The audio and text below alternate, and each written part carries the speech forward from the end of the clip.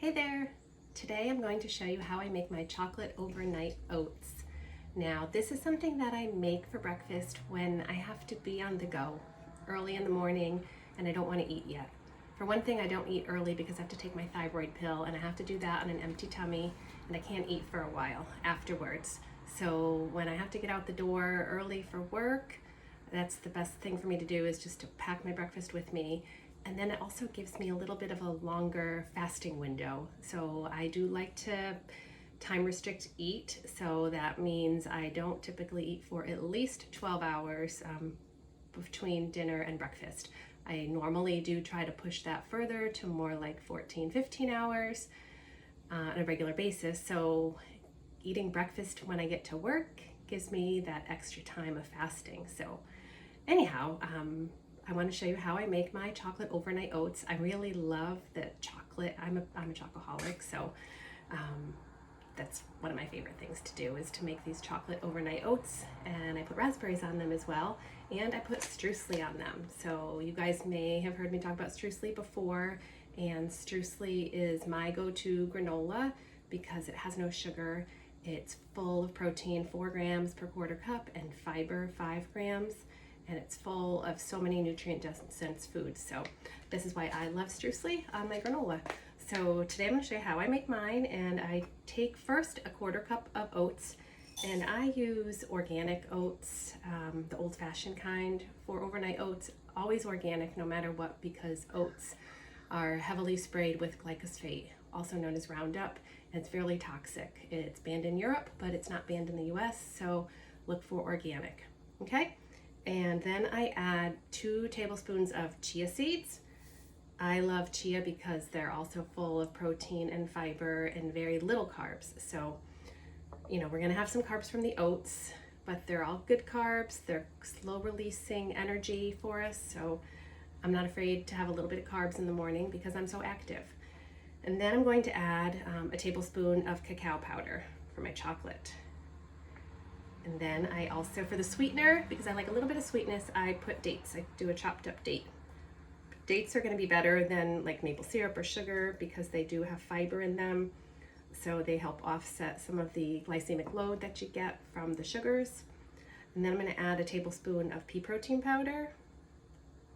That gives us about 8 grams of protein. So this is going to be pretty high in protein and fiber.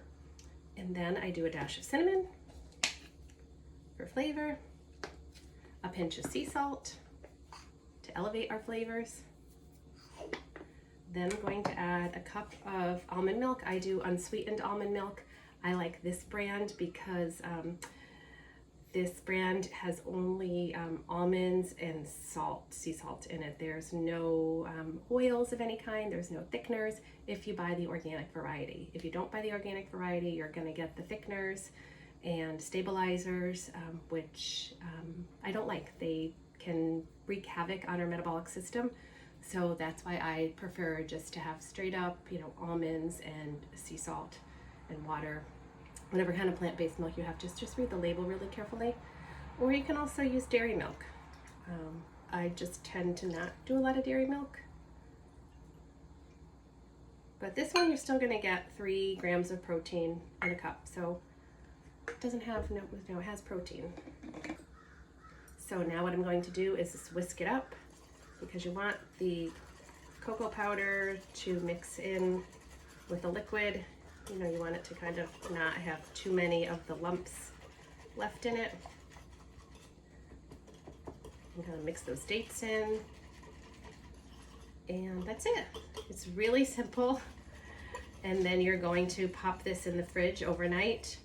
What I do is typically after an hour or so, I'll check on it and I'll maybe give it another stir. You know, so if you're home, just check on it, give it another stir, because sometimes the chia will clump up a little in certain spots and you want to kind of make sure it absorbs the liquid equally. So in the morning, all this liquid will be gone and you can stir it and add the raspberries.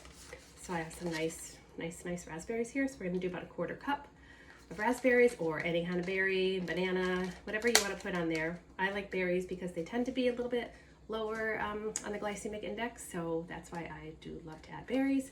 And then I'm going to top it with the Struseli, because that'll give me a nice crunch. So the oats and the chia, they're going to be kind of soft and mushy, but then when I add on the Struseli, it gives me that lovely crunch. And then the Struseli just has an amazing flavor because there's a little bit of coconut in here, which I love that. So the crunch and the coconut mixed with the raspberries and the chocolate, it almost sounds too good to be breakfast, right?